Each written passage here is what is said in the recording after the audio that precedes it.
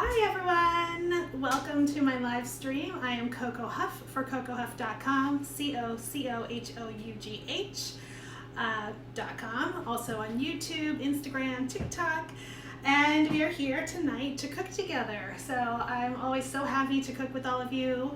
This is our 31st week of cooking together, and I'm here to go over classic recipes every week and break them down into manageable steps and talk about the techniques and the parts of how to get the most flavor, how to make it easier, how to learn how to apply the parts of what we're making to other dishes in your kitchen as well, and to have fun in a real live kitchen where things can go wrong, things can be crazy, and it's always fun, and have fun together. So welcome, I'm glad you're here. Stacy is here. Hi Stacy, I'm glad to see you. I'm excited to cook with you. If you're on the live stream tonight, say hello. Let me know what you're cooking. Any questions that you have, I am happy to answer to the best of my ability or answer them later. Last week we had some questions about the Parmesan cup that we were trying to make that didn't, it was like an impromptu thing. So I did make a small side video for that. That will be up this week, where it did turn out really well. And then my brother, who just sent a wave emoji, hi David, said he was just kidding about doing a second video, but I was like, that was actually a really great idea.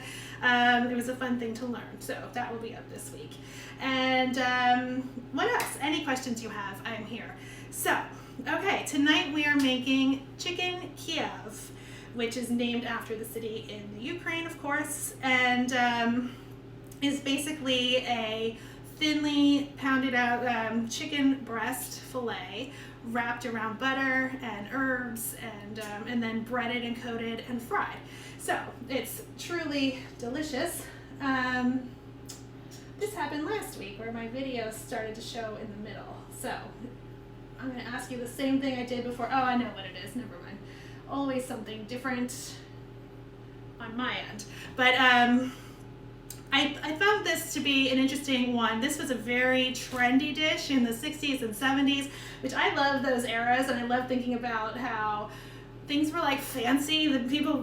Their perception of fancy was different, and people were more excited about things. Like that week we did crepes and we were talking about the magic pan, and it was, people were excited about food in different ways than we are now. So this was very trendy, and I thought it was a good opportunity to talk about the parts of what goes into this. So making a compound butter, pounding out the chicken, how we do that nicely, breading technique, the flour and the eggs and the breadcrumbs, and then pan frying. So we're going to do all of those things, and then I have some swap outs because there's some resting time involved in the middle. So I hope that all is clear.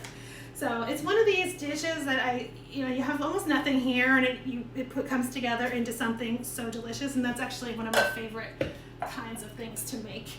So, all right, we're starting with our compound butter. So compound meaning it's the butter plus other parts. And this is something you could make and just have in your kitchen at all times. Hi Denise. Denise sent a wave. Hello, I'm happy to see you here today too. Let me know if you have questions. Denise has sent me pictures of her food in the past from things that we've made, and I'm adding a little video at the end, starting today, of people's food pictures that they send me during the week. So I hope that's okay with everyone, but I just love seeing when people make things from these videos. So you'll see a few of those at the end. But compound butter, so usually it's some garlic or some herbs. It could be truffles, truffle salt, truffle oil, all mushed together and then refrigerated, usually like in a log shape. And if you keep that in your refrigerator, first of all, I think we did it once before actually for a steak. You just take a round slice of that and put it on top of a steak, and it kind of melts into the steak, and that is so delicious. So I just took one whole stick of butter. This would be for 4 people. We're going to do 2 portions right now, but just, it's at room temperature. Mush it into a bowl, and then we're going to add some garlic. Oh, my garlic's right here.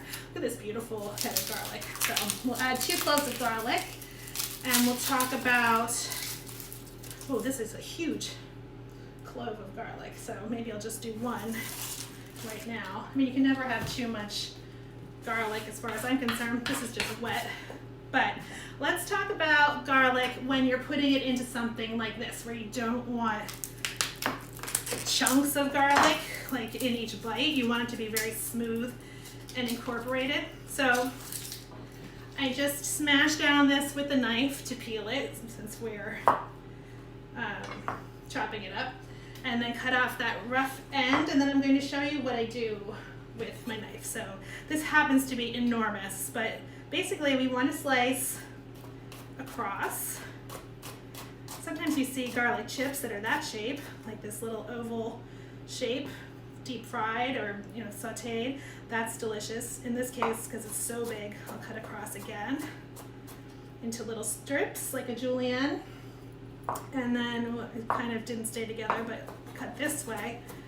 And now I'm going to run my knife through this a bunch of times to get it as small as I can, and then I'll show you what's next to make sort of a paste. We don't want chunks of garlic. Sometimes you do want chunks of garlic, but not always. So this is step one in making a compound butter. And like I said, I think it was week three when we did steaks and pan sauces. Was that when it was that we did this? And you see it in restaurants sometimes too, like an herbed butter on top of the steak. It's so good. What else could you put it on? You can make like impromptu garlic bread with it. What else? Lots of things. All right, so now the garlic is minced, but to make it even finer, I want to take the blade of my knife and start pushing down and sort of pulling towards myself at the same time. So it's using the force of the board and the knife against each other to mash the garlic. And you would do this a few times, run through. See, it's much finer already.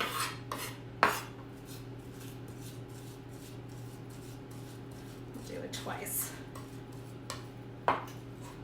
Okay, so we have a much finer salmon. Someone said, yes, you could definitely put that on salmon. Hello, Jason, how are you?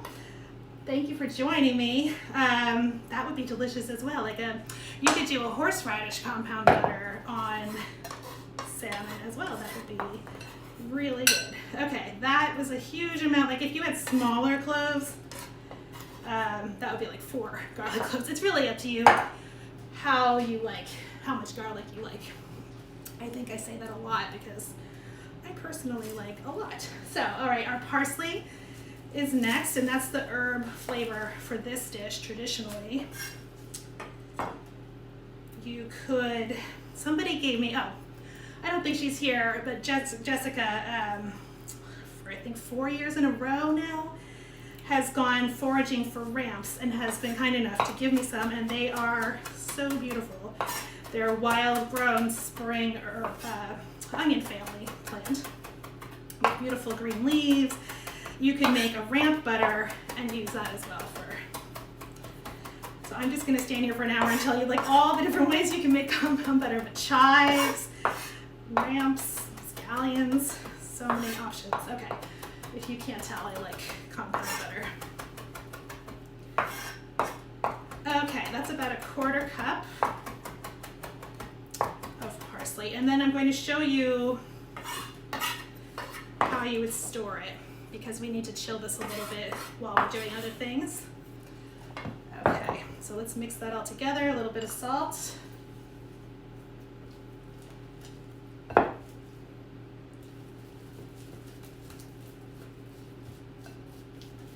That looks, I mean, if we were just making that alone, I'd be like, well, this was fun, it was great, it's delicious.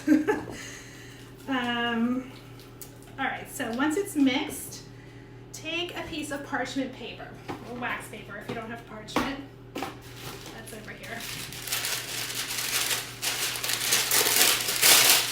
And just like that. And we're basically going to make a log. So once it's back in the refrigerator and cold again, it will be solid. All right, so spoon this out onto the parchment. I'm going to use my fingers a little bit.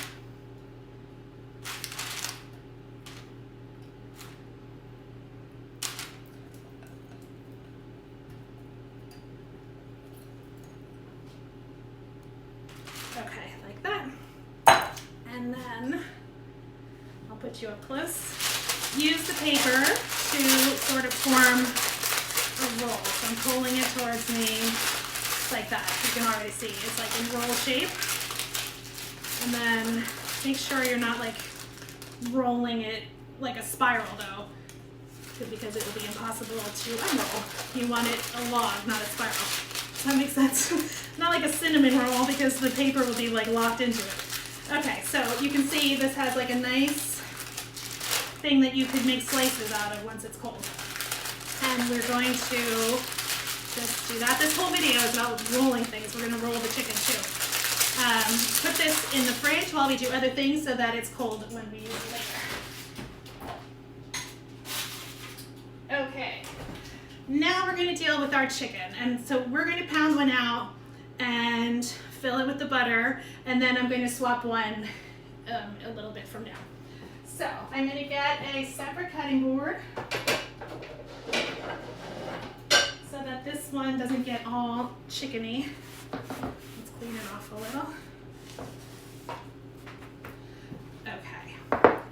And then like this salt, I think we talked about this in the very, very first video. Like this salt will just be now for raw chicken things. I won't use it at the end, so that now we're going to try not to cross-contaminate as much as we can. So we're going to pound the chicken to about 1/4 inch thin or thickness with our meat tenderizer. We'll talk about how to do that. So the best way to do that is with plastic wrap, which I should have started this roll. Oh, good, okay. I should have started this roll before. This is a new roll. Wish me luck. There we go. So the reason is, basically, if you go too hard, or if the chicken is like sticking to its surface, you're going to end up with holes. Like you can end up with Swiss cheese chicken. And we want it to have as few holes as possible so the butter stays in the center and doesn't melt out. So, plastic wrap below, like this. And we're going to sprinkle some water on this to make it like the chicken can move as it's spreading out. Okay, so like a little bit of water on there. And then another piece is going to go on top.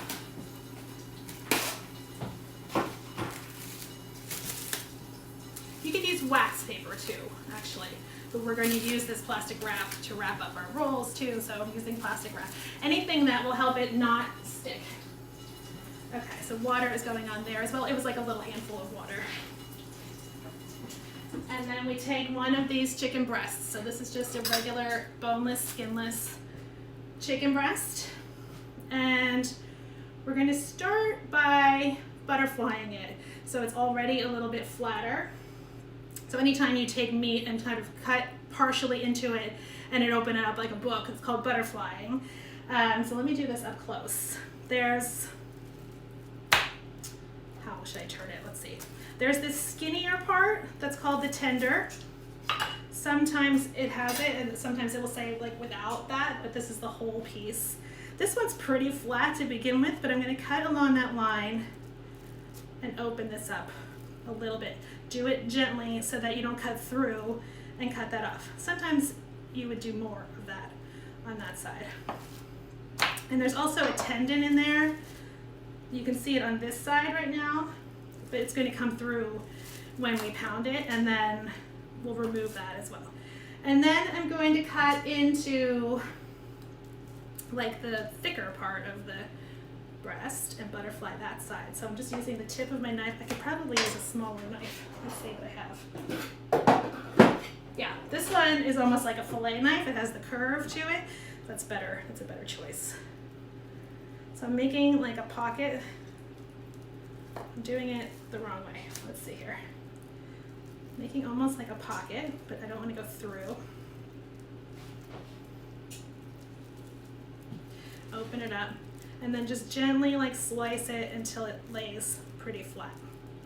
All right, that way we're not beating it up as much. So you can see it's already a lot flatter and a lot wider. Okay, and now we're putting this other piece water side down.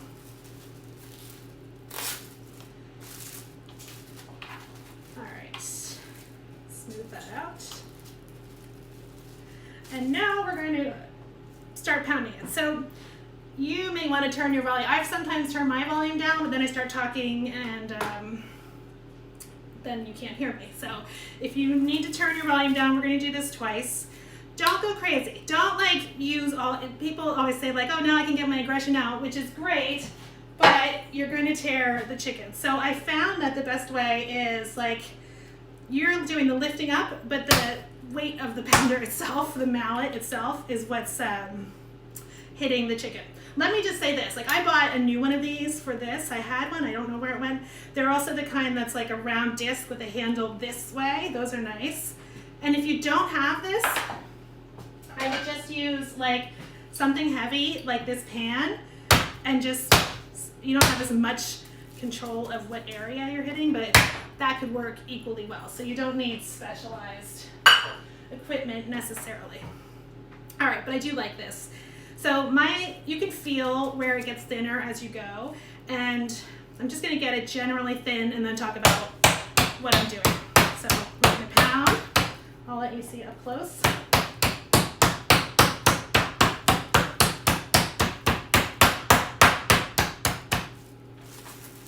Keep it in between the plastic.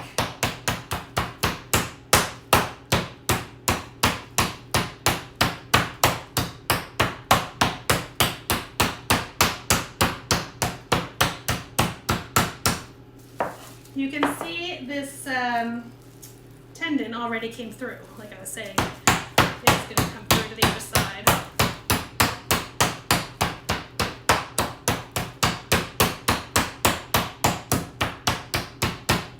Okay, so when you get to that point, now I can feel like this part's probably still more than, it's a lot more than 1/4 of an inch. This part is about 1/4 inch, so I'll keep kind of feeling.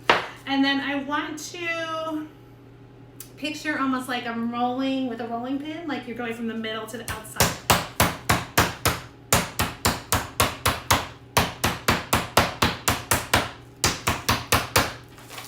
Straighten that out a little bit.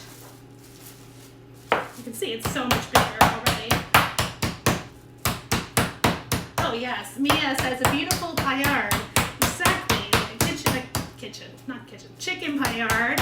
It's like this. If you did it to veal, you can make a Wiener Schnitzel, which actually Suda requested a Wiener Schnitzel, so we'll do that eventually. Thank you, Mia. I was trying to think of that word all day. I kept thinking Schnitzel, and I couldn't think paillard, and that's a nice dish like this as well. Like bread this without rolling it. All right, we're almost there. Should I do it twice or once? I don't know.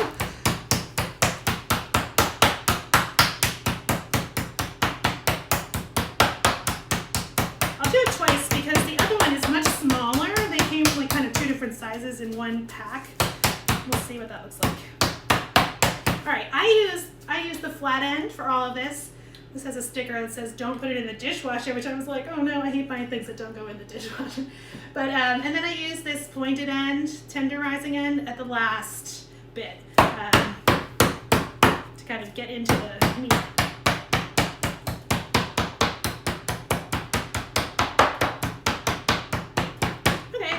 I mean, it's much bigger and flatter than it was. So I think we'll just roll this one and then do the other one and then roll that one. Uh-oh, it tore a little bit, but that's okay. That's the tender part. That was like the little part that was attached.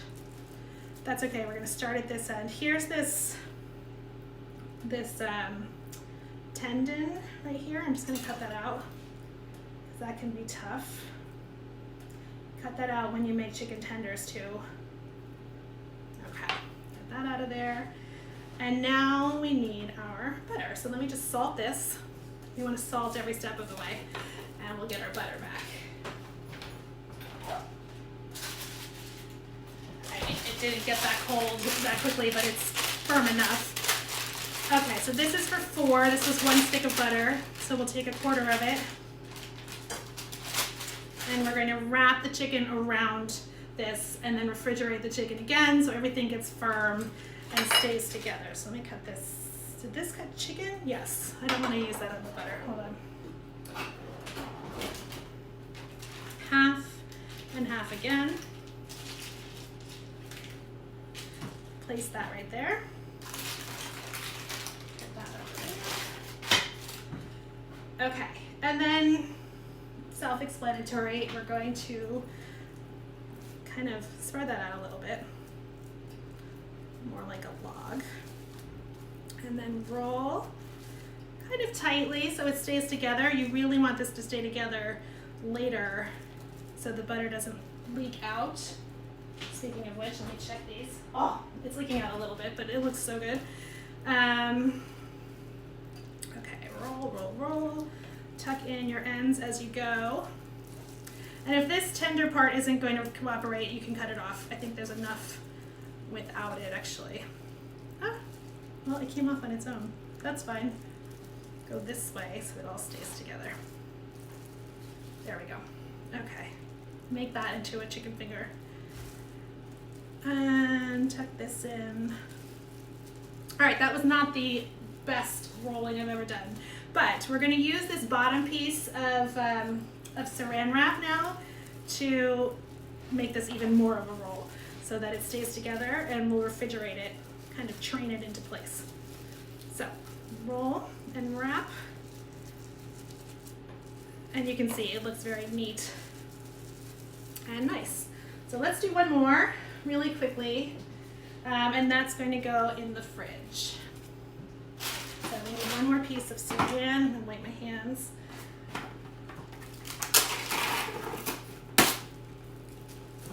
I will sanitize that box later. You should wash your hands between every step when you're working with chicken. I should just say that. And always, of course, we won't use these knives on other things. We won't use this board for other things. You should always be very careful with raw chicken. All right, this is the piece we had before. This is our new piece. Let's do water again.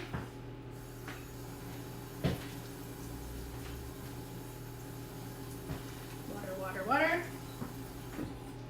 Okay, and now this smaller one. I don't know. No, I don't know. They're so different in size.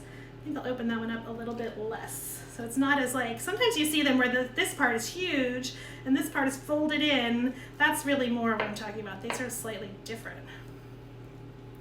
So when you get a chicken breast from the store, you just sort of decide. So I separated this part up here, and it kind of fell open a little bit. And then I think I'll leave this because it's pretty thin. So let's see how it ends up when we do the rest. Okay. We have, so Sude requested Wiener Schnitzel, and we have a good friend in Germany who stayed with us for a long time, and that's her favorite food as well. So in honor of both of you, we will do that. Okay, so I'm muscling this one a little bit more to flatten that part out, but it's turning out okay.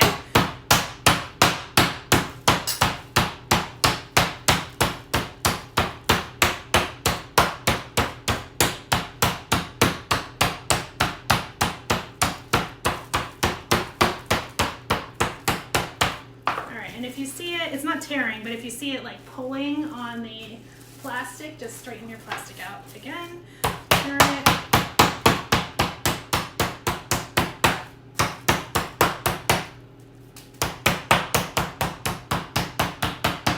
All right, it does take a little bit of practice. I did 4 today, and actually I did 5 today, but the first one was lace, and I was like, well, that's not the one. It's been a while since I've done this. To get the feel for it. How's that oil? Okay, that's pretty good.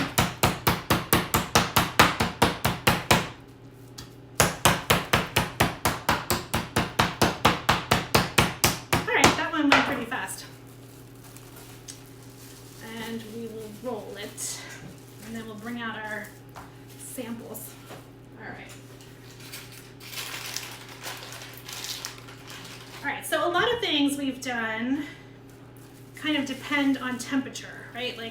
Things with eggs, things with butter. So this is one of those where we're going to chill this so that the inside is cold, so the butter is solid as long as possible. Oh, I didn't salt it. The butter stays solid and doesn't all come out. keep checking those. Those are almost done. It's 158. We wanted to get to 160, so we're basically there. A little salt. Now we roll. So yeah, we're managing temperature in this case. Not so much for health reasons like with the turkey and stuff, but just for technique to keep the butter inside if we can. The first one I made today, the butter didn't pour out when I cut into it, but it was really tender and flavorful, so I was still happy with that. We'll see what happens. I think that was the allure, in the 60s, was the presentation and the showmanship of it. It was just really fun. All right, David says, I always worry the chicken won't cook evenly. How do you make sure what? I'm sorry, that's my brother. I can be like, what? It's the some doneness. No, I know what you're saying. So we are going to, it's a good question actually. We're going to pan fry these to get the coating crispy and beautiful, but what I find is that if you pan fry it the whole way, the coating is burning, the butter is melting into the oil, and oops, that smelled cute. All right, that means these are done, but I don't want you to see them yet. So I'm gonna put them over here. But like you just said, it's not even in the end, and it's not quite the desired result. So we're going to brown them until they're nice and crispy, crunchy on the outside, put them on a tray, and then bake them in the oven. I probably should have said that from the beginning, but it's a good question because when you are rolling something, first of all, it's more dense, right? Because you created all this. I am out of space. All right, I need space to put the tray. All the filling and all the meat and everything is packed together, and we want it to be, of course, especially for chicken, done in the middle. Okay, hold on here. This one's coming out. Oh, there's definitely butter in the tray, so we'll see what the end result is. That's a secret. That's over here. You can just spoon the butter back on top, though. All right, I'm turning this oil up, speaking of the frying portion. Okay.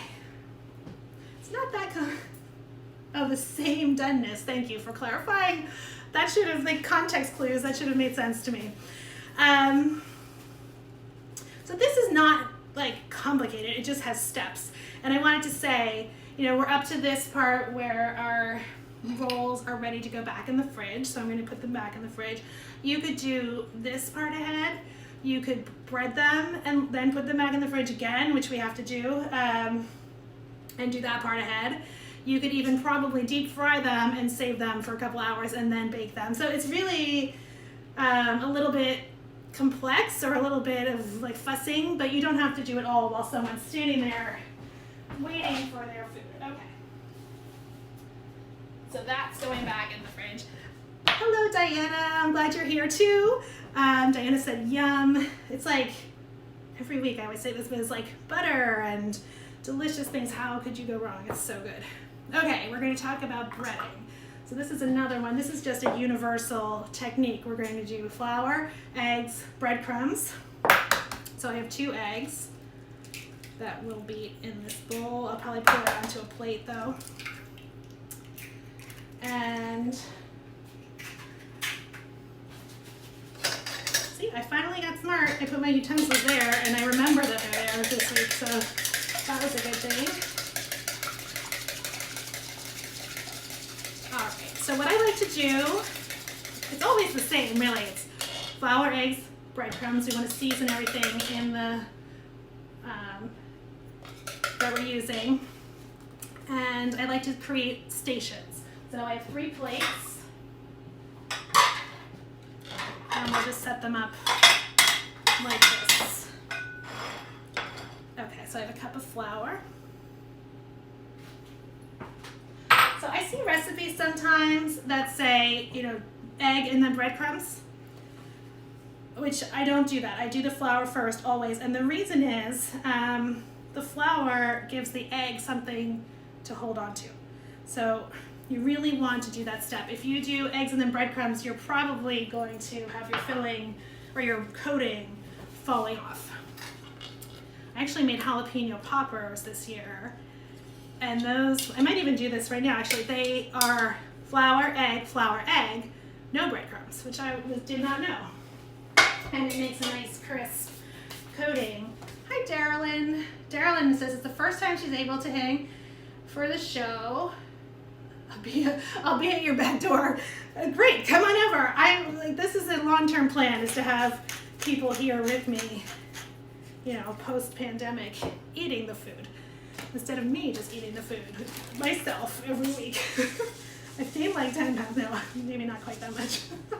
My fridge though, every week, it's crazy. I'm like, does anyone want 2 pounds of steak tartare? Okay, so we might need more breadcrumbs than that.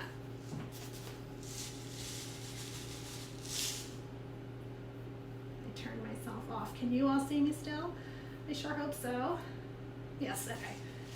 I'm paranoid now. I'm just paranoid. We solved these issues, but now I'm always like, oh my God, please don't let the feed die. So Darylyn, welcome. I'm glad you're able to join us today. That is awesome. There's a lot of new people here today. Okay, flour, eggs, breadcrumbs. And these are the ones I did earlier that look exactly like the other ones, and they've been chilling. So let me show you the thermometers actually. So this one, oh boy. Nothing wrong happened, but I pulled the thermometer out and butter started pouring out of it, which is what we want. So I'm not going to take that out right now. I'll just show it to you like this. This is a probe thermometer, so I had this in the chicken, so I knew when it gets to 160. This is a very useful thing to have that I will put a link to in the description. I can just go in the oven. Oh, the butter was like coming out like a fountain. Okay, and then this kind is a probe thermometer that just, it activates when you open it, and you can go like this, and I want to know that my oil is hot enough. If it's not hot enough, this is true of any frying, so no, it's not hot enough. It's like 257 right now. I want it like 350, so let's let that heat up a little more while we bread. Any frying you do, if it's not hot enough, it just gets greasy, basically, because it's going to absorb a lot of oil before it crisps up. Okay, so here's our baby. And I think I'm going to do double egg flour. Is that crazy? You don't have to, but I do like the extra coating that that gives. So I'm doing it wrong already. You should really try, and it's hard to remember, but you should try to have like your dry hand and your wet hand. So in this case, these are pretty big. That's not going to work. So when you're making smaller things, have a dry hand and a wet hand so that you don't end up totally breaded. But these are going to fall apart if I do that, so I'm going to bread myself. Okay, egg, flour, egg. I'm doing a double for the fun of it. Back to the flour. If you think it's going to fall apart or open up, just put some toothpicks in it to keep the butter in, and then remember to pull them out later. Shake that off, back into the egg. We're doing this extra little step for fun. We salted our flour and our breadcrumbs, and now into the breadcrumbs. Okay, look how pretty it looks already. And I think I will toothpick it for the frying. Ah, and I am breaded, hold on.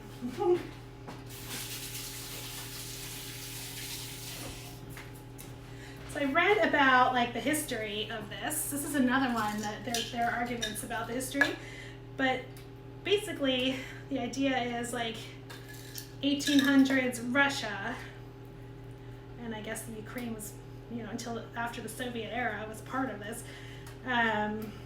French food was very in fashion, so like it was called a coquette de volaille, a chicken cutlet basically, became in fashion, and then it went through all these iterations until it came to the United States and gained popularity and got its name. So there are 2 toothpicks in here now. Let's check our oil. And then when Americans in the 60s and 70s started going to Kiev and asking for Chicken Kiev, it became even more of like a thing. That's all I know. But they say it was a Russian chef, and then they say it was an American woman. There's a lot of food disparity about where these things come from. This is over 300, that's good. quickly climbing.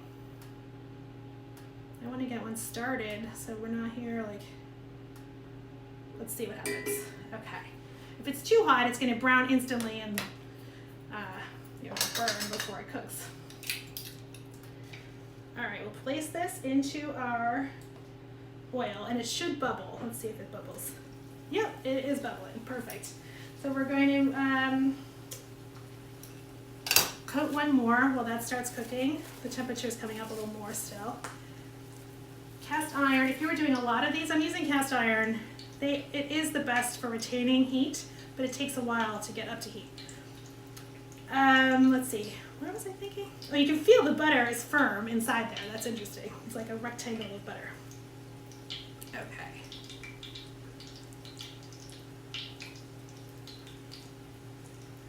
Frying is another one. You really have to pay attention to temperatures the whole time, because they'll go up and down as you put food in, and you get the feel for it after a while. You could deep fry them, but I think it would be hard to keep it together, and that's a lot of work and it's a lot of oil, so this is probably a good way.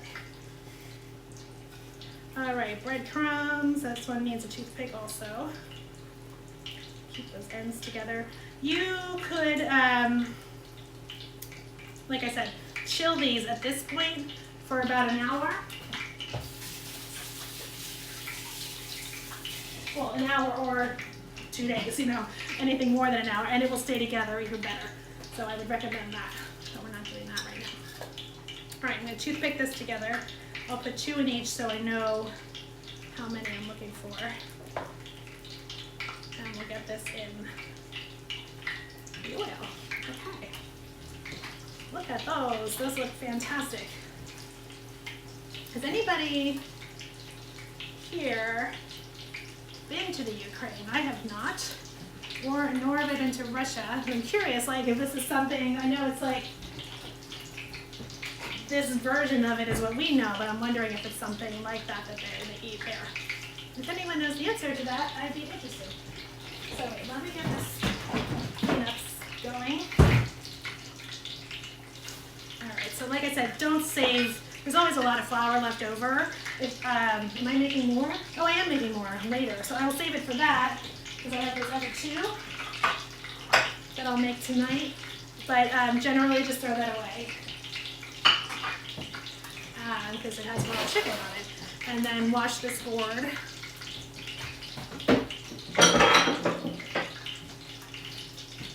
Let's clean up this area, and let's look at how these are doing.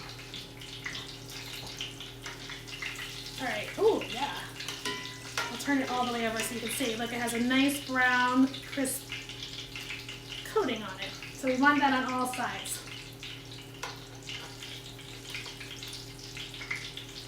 All right. So we'll chat for a few more seconds while that, just get one of them done so you can see it. And then we'll look at the finished product, which is always my favorite part. That's not true. I love cooking. I love all of it. It's one of my favorite parts. I made that one video of, at that point we had like 25, no, this has got to be more than 31. That was wrong information, I think. I'm not sure. I've actually lost count.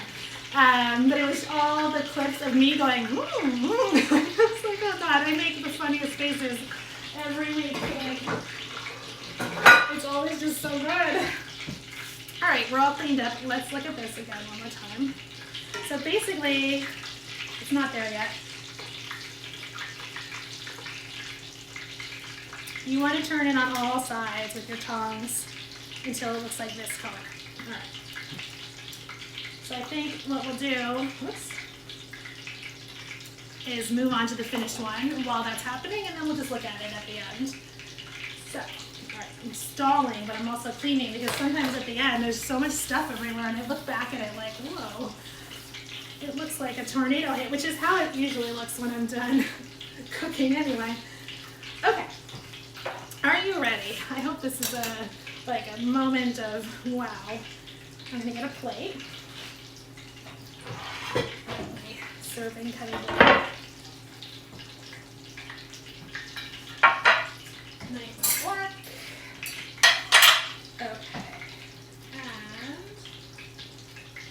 bring the tray over here. Is it hot? No. I feel like we're doing like, you don't want to remove the knives because they'll like, you know, it's an emergency. If I remove this, all the butter's going to come out. So let me take the toothpick out first. Are there two here? I can't remember. But look at this. Okay, so this one has its thermometer in it still, but it was browned on all sides like these, and then baked in the oven at 350 for half an hour. It was about half an hour. I did it earlier with convection, and it was more like 20 minutes. But and then that was when it reached 160. Why is my pen there? I don't know. And then it's been resting for about 10 minutes. So let's take a look. The idea is that when we cut into it, the butter is all going to spill out, and the whole inside is going to be tender and delicious. And let me just say this, I wouldn't just bake it. Like, I know when you bread something and then you bake it, it's a little bit healthier way. But I feel like, especially with chicken, you need some kind of fat around the outside, or the breadcrumbs are going to pull the liquid from the chicken and it will be super dry. So we don't want that. So we did the frying and then the baking. This is very noisy, isn't it? But that's okay. All right, so let's look. This is what happened before. No, it didn't. Oh, look, if I squeeze it, the butter is coming out. Okay. And now we're gonna cut into it. I'm gonna do it towards you. Well, first of all, admire. Let's admire. I always need the moment of like, ta-da, here it is. It looks really good.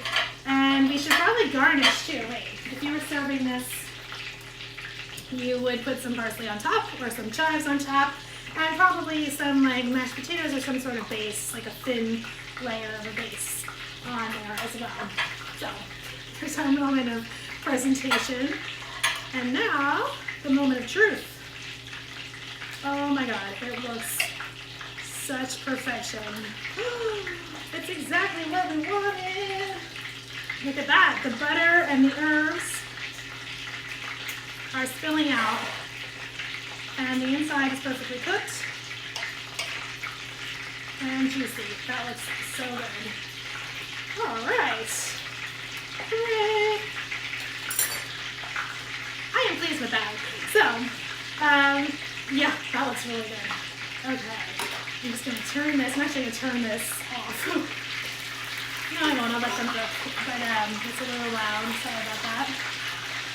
So we're going backwards in time. You can see that this one is lovely and browned.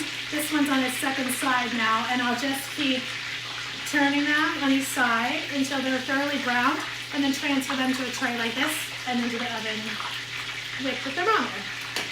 So, David P says it looks amazing, thank you. And I have to taste it though.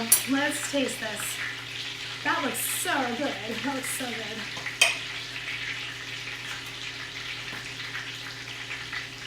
Oh my God.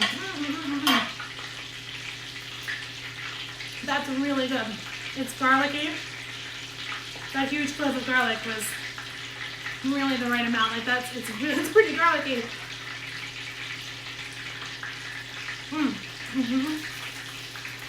Okay, I highly recommend this. I recommend using a lot of garlic, like I do. And just remember to season as you go. Season the pounded chicken before you add the butter. You season the butter. You season the flour. You season the breadcrumbs. Just so salt in small amounts on each step so that it's seasoned throughout as you make this roll. And I highly recommend it. I recommend it for entertaining, for your fancy Sunday dinner. Nobody can hear me. But that means this is sizzling away, and we're going to have two more. All right. So, success. I'm so happy. If you make it, please send me a picture. I'm going to show you my little video. It's only 2 pictures this week, but I'm just always so happy to see people making things that we make here together. And we'll be back next Tuesday, 7 p.m. Eastern on Facebook Live. And also, I have replays on YouTube at Coco Hef if you would be so inclined to subscribe to that channel as well. And then I've been doing a weekly 1-minute summary of our videos on TikTok and Instagram if you want the quick version of this recipe. So thank you for being here with me. Thank you for being here every week and cooking with me, and it's my pleasure and my joy to do this with you. I will see you next week. Goodbye. Mwah.